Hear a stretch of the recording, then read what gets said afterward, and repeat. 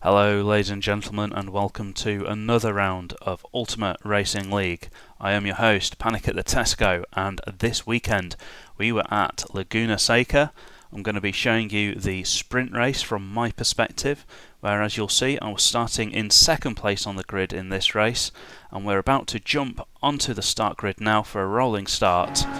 So we're coming up to the start now, and away we go. And I am sandwiched in between Enzo Jack and Frowny. Not the best sandwich I've heard of, not very tasty, but I am going to follow Enzo Jack down into turn 1 and not going to apply any pressure on him here. I'm not going for a dive or anything like that. I just want to follow him and wait for him to make the first mistake, because as you can see left and right there are some horrible curbs and lots of sand here.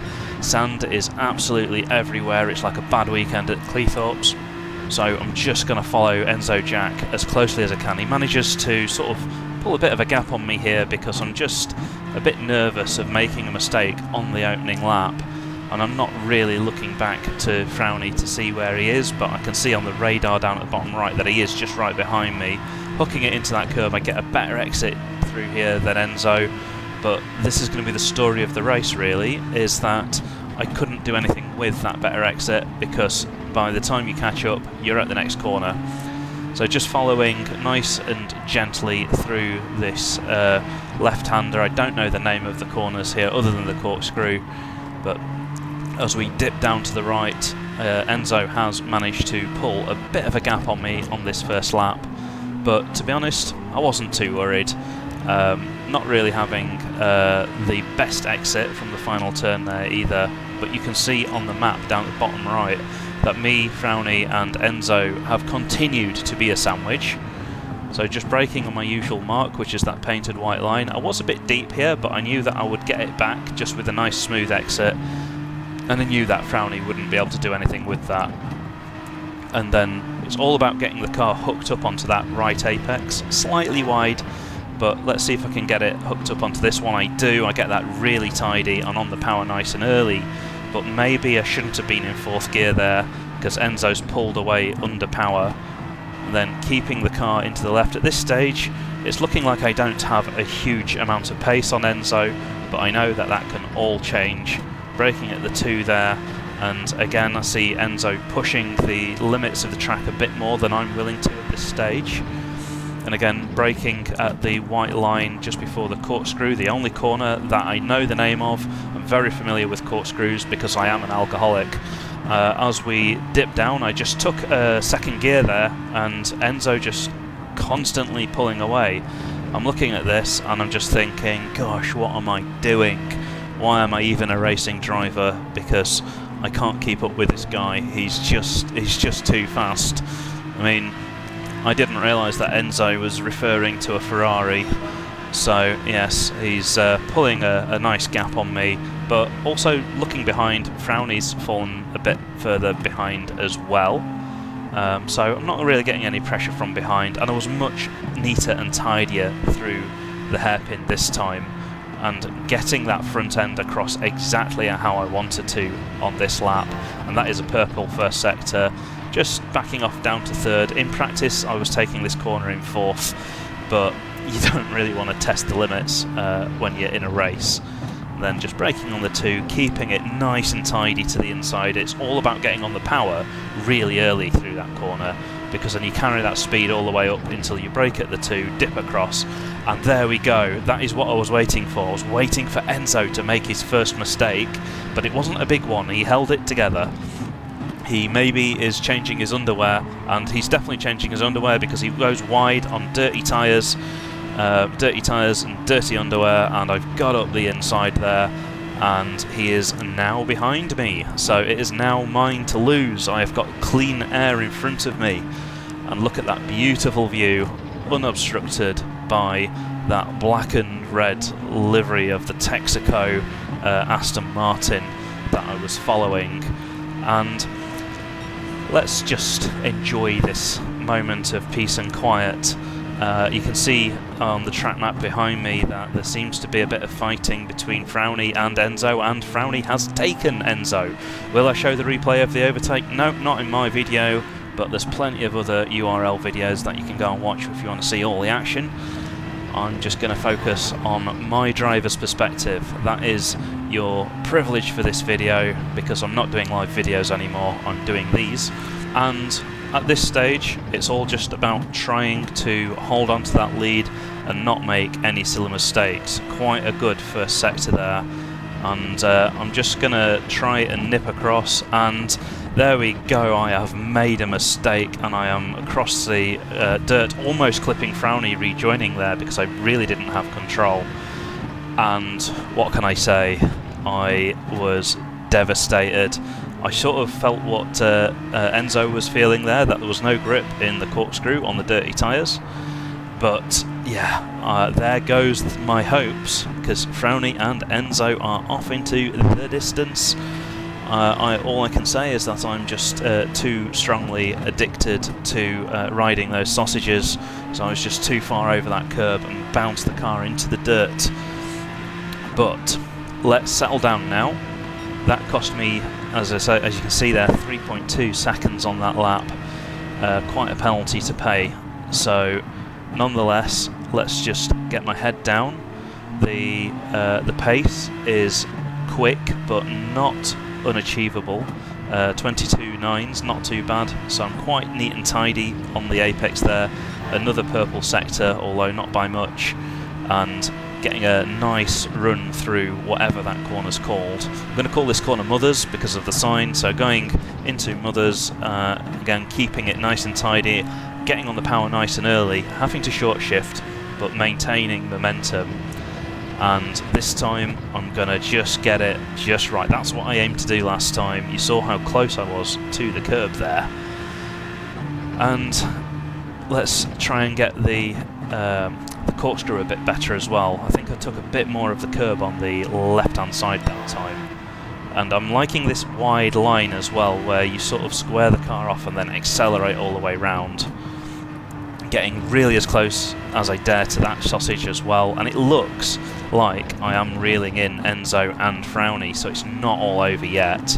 So keep watching and use this brief moment as I'm recovering to like and subscribe, especially because I just set the fastest lap of the race with that mega final sector there. Just to point out, at this stage in the race, my body temperature was measurable in, I was going to say in Kelvin. Of course it's measurable in Kelvin. It's a high number. My body temperature probably in the 70s at this stage, in degrees. If it was Kelvin, obviously I'd be dead. And you can tell I'm doing this in a single take. I'm not going to re-record this, I'm going to stand by my attempt at humour. As we get that apex nice and tight, getting another nice run on Enzo here. This was quite satisfying when I was behind the wheel because I could see the gap coming down.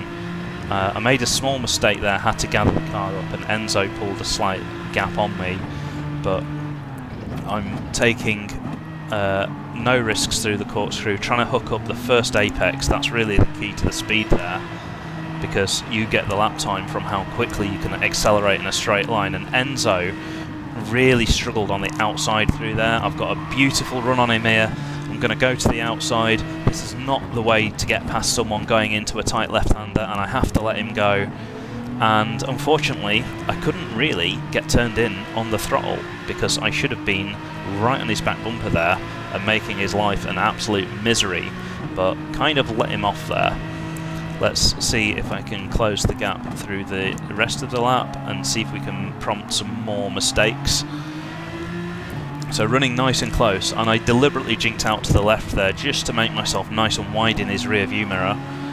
And this is where you start playing the Jaws theme tune music. I can't play that because I'll get a copyright strike, but imagine me humming the Jaws theme music as I hunt him down here. I was actually not humming that, I was shaking like a leaf because my adrenaline was on overload. But I felt like I was pretty quick through this little kink here, and it pays off because Enzo went way too deep there and I've got past him. Now just watch out on the map on the right, he gets very close to me there, and I'll see if I can dig out a replay afterwards of just how close he got. He didn't go down without a fight.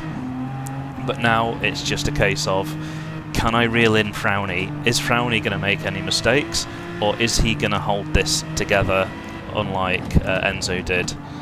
So it's now a race for the win, and the gap to Frowny isn't really decreasing, so we'll see how it goes over the next lap. Unfortunately you can't see the gap on the left of the screen because the replays don't show it, but we'll just have to eyeball it. But doesn't seem to be getting any closer through the first few corners, and his lines look really good out of there actually. Let's see what his line's like coming through here. He's a bit wide on the exit, but I also had to get out of the throttle, so a bit of give and take as we go down into Mothers. My usual braking point on the 2, very metronomic, but Frowny again having very tidy exits through there. And this is the corner where I think I've been gaining the time on most people. I can see maybe I'm gaining maybe a 10th on Frowny there, but it's hard to tell. And again, just trying to keep it tidy. Short shifting a bit too early through there, and it's cost me a 10th. And then maybe a bit too conservative through the left-hander there. And another mistake, but this time it doesn't cost me a place. I managed to just about hold on to the car, but I've lost all of that time that I had gained on Frowny. And let's see what this costs me over the line as well. It's cost me over a second coming across the line, so now I've really got my work cut out. And Frowny at this stage can probably take up a new hobby. He can probably like take up archery or something, because I'm nowhere near him. In fact, it would be best if he got a pair of binoculars so that he can see me behind him off in the distance. But it's not over till it's over. There are another 10 laps to go, so let's see if I can bring that gap back down again. I'm sort of thinking to myself that I am the faster driver, but I'm just less consistent. So I guess that means that I'm not the better driver. I guess that means he's the better driver. But I guess the better driver would be whoever wins the race. So let's see who that is. I'm not going to spoil the result, obviously I know who wins the race. Wink wink. But we'll see. I'm setting purple sectors again, despite the tyres now starting to wear a little bit. It is interesting, by the way, up and down the grid, people were complaining quite a lot about the tyre wear here. And it's not been too bad for me at this stage. I don't feel it's really impacting my laps, but let's see how close this is. This is only 58 hundredths off my personal best, so I'm sort of back in the rhythm at this stage, and it's just a shame I made some of those mistakes earlier on. And another moment there, that was a bit of a lurch, managed to catch it.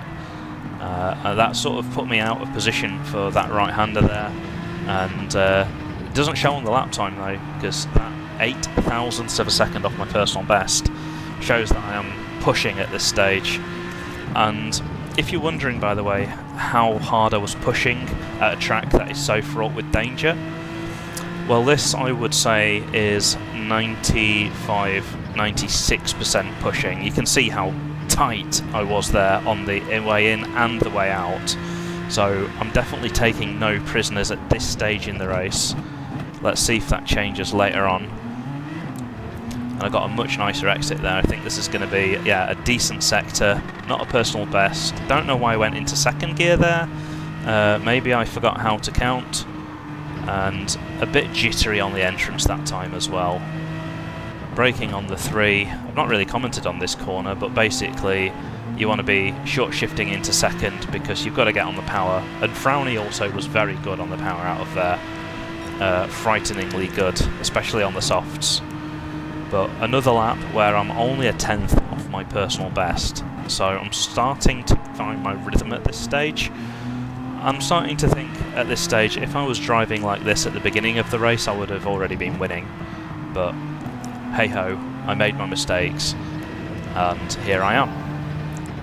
That sector didn't seem that special, but it was the fastest one that I've done. one of the mysteries of this track for me was I don't understand why I'm fast and why I'm slow, and there's proof, because I don't think that sector looked particularly special.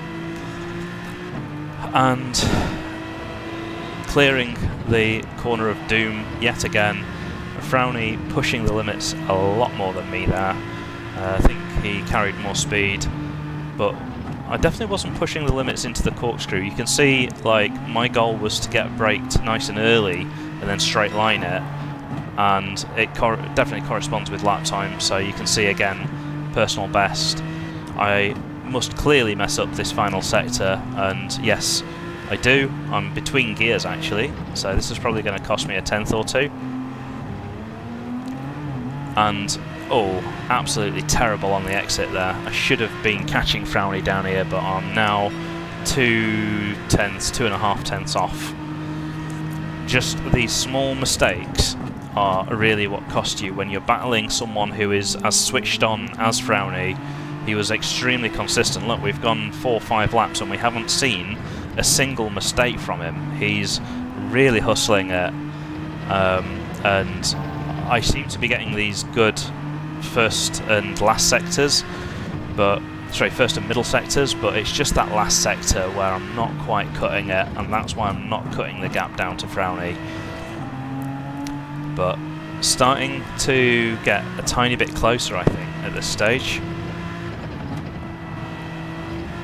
And a nice run through there as well. I think that was pretty textbook.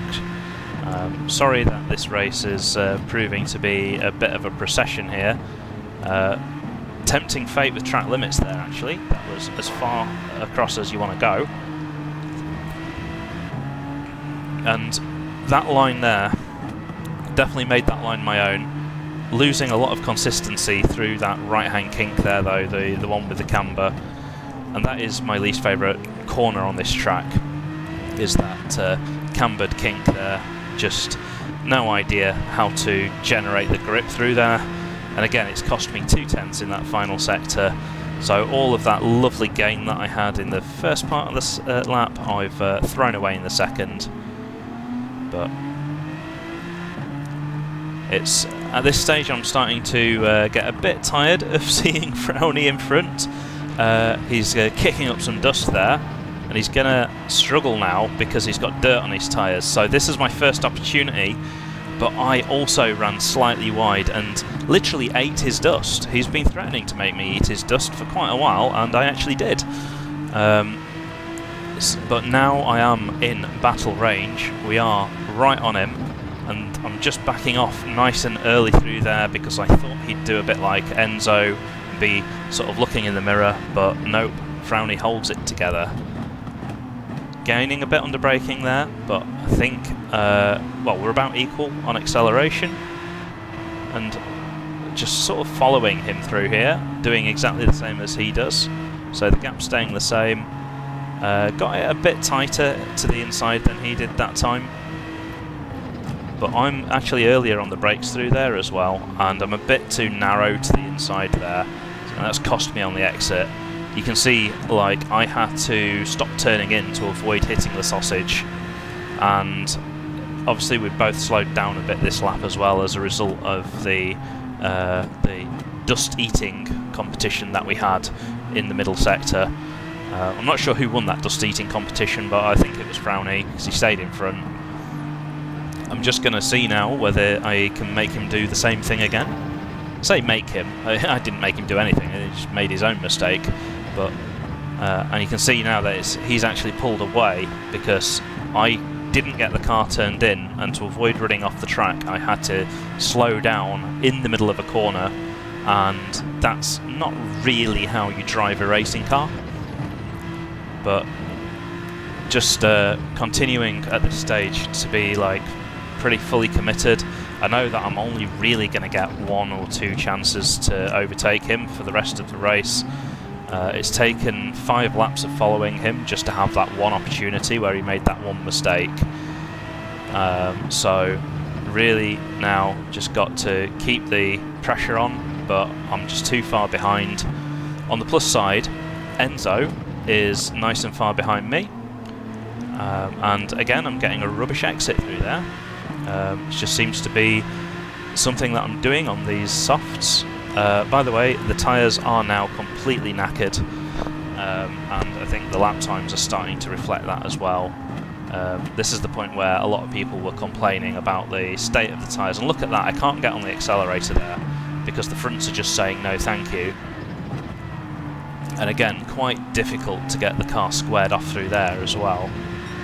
Still surprisingly close to my personal best through there though, just driving the nuts off it despite the tyre wear. And obviously at this stage, being 35 degrees outside, I am also covered and basting in my own juices, which is why I'm legally forbidden from showing you my webcam. So it was also very difficult to just focus and concentrate as I'm driving along. I'm glad I wasn't live streaming, it would have been extremely difficult otherwise.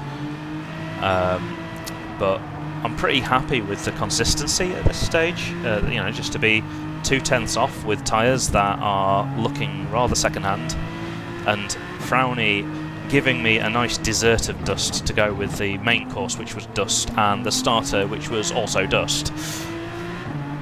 I think, if I'm not mistaken, I'm actually in his toe down here, but the toe is so weak and the straight is so short that you don't really get any benefit from that far back. It's not like Deep Forest, where you can basically sit in the toe and just automatically pass someone.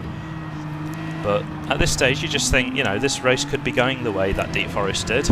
It was an incredibly close finish at Deep Forest. And, oh, Frowny has forgot where he's going there, I think. He was fancying a beach holiday, I think. And now he's got dirt on his tyres as well. I can see he's sort of struggling to get the car turned across there.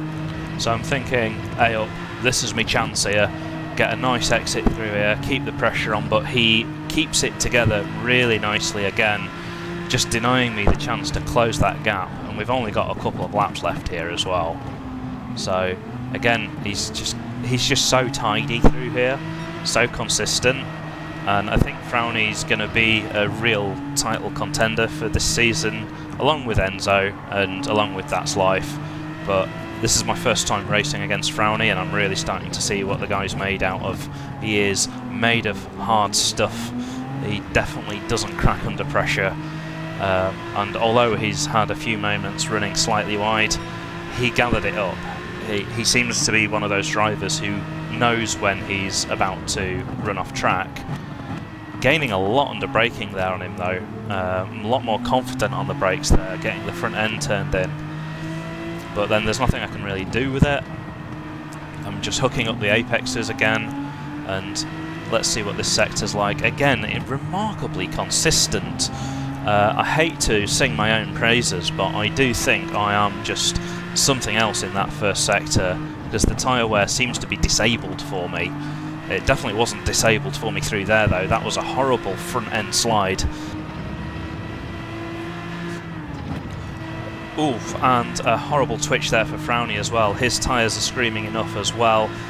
Told him not to buy his tyres off eBay, but he didn't listen to me. And let's see what can I do through here. It feels like that was quite a nice run. Feels like I've closed the gap there, keeping it narrow and going to accelerate out. But he's just maintaining that gap, and there's not much I can do. Oh, he's hit his brakes. He's hit his brakes. I think he thought he was going to go off. This is it. This is my chance. So nip underneath, got a way better exit on him this time. He was nowhere near that apex, but I don't think this is going to be easy from here. Do I go left? Do I go right? I go left. He's gone left. I can't get around him. Let's go right. Let's try round the outside. There's no way I'm going to get round the outside of there, and I can't get the power down, so he's kept the place. Well defended. Then again, I should have thought about going round the outside sooner. Could have probably got him on the brakes there around the outside, but he's now starting to feel the pressure. He's now living up to his name. He's now frowning. I'm trying to make him panic. I'm going to go to the right. This time I'm going to try and go round the outside with a cutback, but he actually gets a really nice smooth exit, and I couldn't get the car turned across on the marbles. And I'm wide through here as well. Maybe I was just distracted by the yellow flag. That wasn't really a good corner exit, and he's gained probably like 2-3 tenths on me through there. So, and I made another mistake there, so I'm starting to think now it's game over. Like, I'm not going to close that gap on him on the last lap, even if I absolutely smash it. I would be sort of relying on him making a mistake, and I've sort of made another one there as well. So, to be honest, at this stage, I've done something that I don't do very often, which is just to relax a little bit and to not panic, and just to say, you know what, let's bring the car home, because second place is enough points for me. I'm aiming for top 3 this season, so any position that's first, second or third is statistically likely to allow me to promote. Right? If I just keep first, second or third, no one else will promote above me who's getting 4th places. That said, I'm supposed to be backing off, and I've just set a purple final sector on worn out tyres on the last lap of the race, but I'm definitely easing off now. I can see Enzo caught us up during that melee as well, just really taking it easy, and I know that I ran wide there. I'm glad I was taking it easy, because normally I would have been down a gear and flooring it. The fact that I was in 4th gear probably saved me from running wide there. And yeah, it's definitely Frowny's race at this point. That mistake cost me a couple of tenths, and I'm a bit all over the place in this final sector, because I'm now just thinking, please, I just want to finish this race. And I now know the new meaning of hot and sticky, because I absolutely was basting my own juices at the end of the race. So we come across the line. It's a 2nd place finish. Is it a win? No, it's not. But Frowny was the better driver on the day. He didn't go running off the track like I did. So congratulations to Frowny, Enzo, That's Life, Clegg, everyone who's had a great race. And now I've got to pass almost all of them all over again. So make sure that you like, subscribe and hit the bell icon so that you're first to watch the feature race, where I'm going to be starting down at the back of the grid and working my way through the pack. My name is Panic at the Tesco, and I'm wishing you a good night.